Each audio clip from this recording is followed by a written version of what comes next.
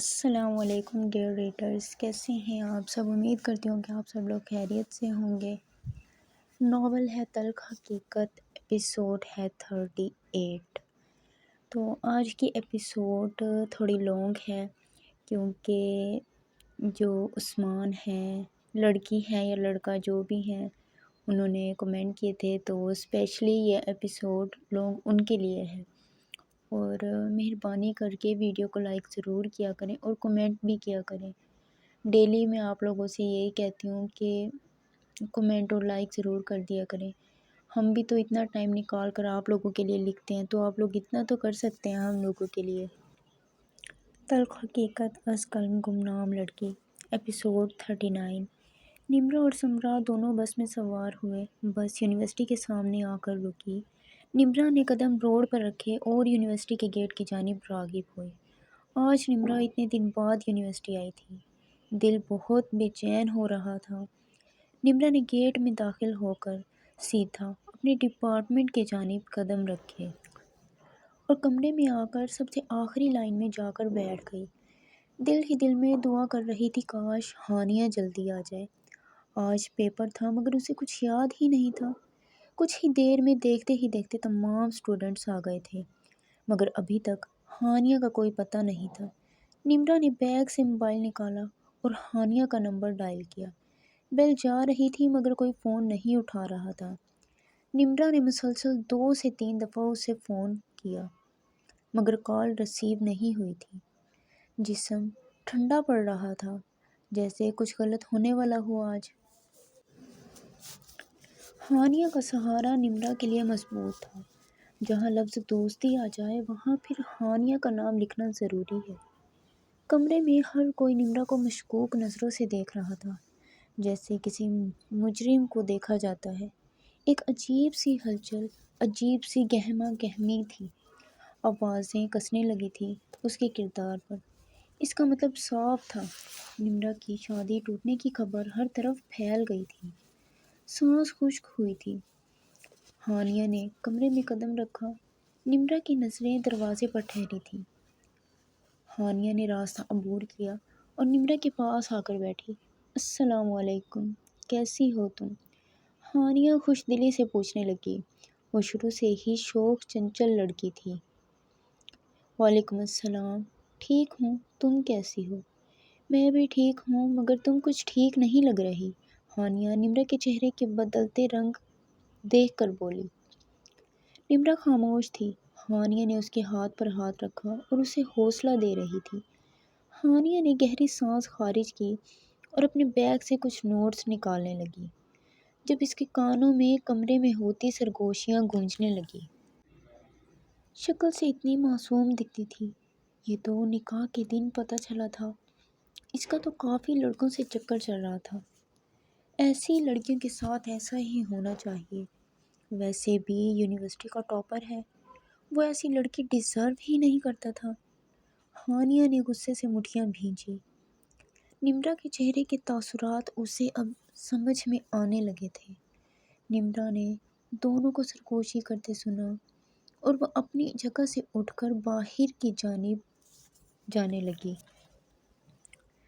اس سے پہلے وہ باہر جاتی، ہانیہ نے اسے کلائی سے پکڑا اور دونوں کے روبرو ہوئی۔ ہانیہ نے کندھے سے پکڑ کر لڑکی کو سیدھا کیا اور ایک زناٹے دار تھپڑ اس کی گال پر مارا۔ تھپڑ اتنی زور سے مارا تھا کہ کمرے میں ہر طرف خاموشی چھا گئی تھی۔ یہ تھپڑ اس لڑکی کے کردار کو مشکوک ٹھہرانے کے لیے۔ اس سے پہلے وہ سنبھلتی، ایک اور تھپڑ اس کی گال کی زینت بنایا تھا۔ یہ دوسرا تھپڑ میری دوست کے کردار کو کریدنے کے لیے۔ آئندہ اگر کوئی بات کی تو اس سے بھی برا حال کروں گی تمہارا۔ اس نے شہادت کی انگلی اٹھا کر اسے وارن کیا۔ نمرا کے ہاتھ ٹھنڈے ہو گئے تھے۔ ہانیہ نے اسے کلائی سے تھاما اور واپس آ کر اپنی جگہ سنبھالی۔ سعدیہ بیگم نے ناشتہ لگایا اور شاہد صاحب کو کھانے کے لیے بلایا۔ حمزہ کے لیے یہ بہت گہرا صدمہ تھا۔ کسی کو بھولنا اتنا آسان نہیں ہوتا۔ یمان صاحب چھوٹے چھوٹے قدم لیتے ہوئے بیٹے کے ساتھ آ کر بیٹھے۔ حمزہ کب تک ایسے رہو گے تم؟ مرنے والوں کے ساتھ مرا تو نہیں جاتا، یہ بات کیوں نہیں سمجھتے؟ تمہیں سنبھلنا ہوگا۔ وہ بول رہے تھے اور بیٹا بھی خاموشی سے سن رہا تھا۔ نمرا گھر آ چکی تھی۔ پیپر جلدی ختم ہو گیا تھا۔ نمرا کے ذہن میں ابھی بھی یونیورسٹی کی باتیں گونج رہی تھی۔ کمرے میں آ کر نمرا نے بیگ کو ایک طرف رکھا اور بیڈ پر اوندھے منہ لیٹ گئی۔ نمرا نے ٹیبل پر پڑی چھری کو دیکھا اور نہ جانے کیوں اس کے دل میں خودکشی کرنے کا سوال آیا۔ میں بروز قیامت اللہ کے سامنے جواب دہ ہوں گی اپنے گناہوں کی، مگر میں لوگوں کے سامنے اپنے کردار کو مشکوک نہیں ٹھہرا سکتی۔ نمرا بیڈ سے اٹھی اور ٹیبل سے چھری اٹھا کر اپنی کلائی پر رکھی اور کچھ ہی سیکنڈ میں چھری سے کلائی کاٹ لی۔ کلائی سے خون فوارے کی طرح بہنے لگا۔ وہ وہیں زمین پر بیڈ کے ساتھ ٹیک لگا کر بیٹھ گئی۔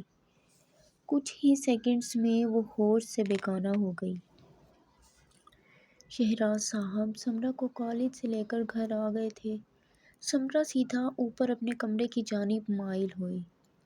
کمرے کا دروازہ کھلا تھا۔ سمرا نے قدم اندر رکھے اور سامنے نمرا کو زمین پر دیکھ کر سمرا آگے ہوئی۔ سامنے کا منظر اسے ساکت کر گیا۔ سمرا کے ہاتھ سے کتابیں زمین بوس ہوئی۔ آپی، بابا، ماما، سمرا زور سے چیخنے لگی۔ سمرا کی آواز پر صفیہ بیگم اور شہراز دونوں بھاگے تھے۔ کمرے میں نمرا کو دیکھ کر صفیہ بیگم تو رونے لگی تھی۔ شہراز صاحب نے جلدی سے دوپٹہ اٹھا کر بیٹی کی کٹی ہوئی کلائی پر باندھا اور باہوں میں اٹھا کر اسے باہر کی جانب بھاگے۔ سمرا نے چادر سر پر اچھی طرح سیٹ کی اور باہر شہراز صاحب کے پیچھے نکلی۔ صفیہ بیگم کو گھر چھوڑ گئے تھے۔ ہال کی جانب بڑھنے سے پہلے میں آپ تمام لوگوں کو بتاتی چلوں کہ جن لوگوں نے ناول پہلے ریڈ کیا ہے انہیں پتہ ہوگا کہ نمرا کا یہ سارا ماضی تھا۔ وہ اپنے خیالوں میں گم تھی، اپنے ماضی کی داستاں بیان کر رہی تھی۔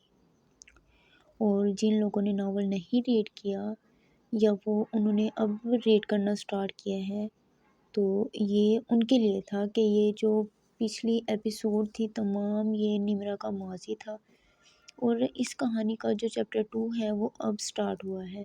اب دیکھتے ہیں نمرا کے حال میں اس کے ساتھ کیا ہوتا ہے۔ تو چلتے ہیں ہم اپنی ایپیسوڈ کی جانب۔ نمرا کمرے کی ونڈو سے باہر کا نظارہ دیکھ رہی تھی۔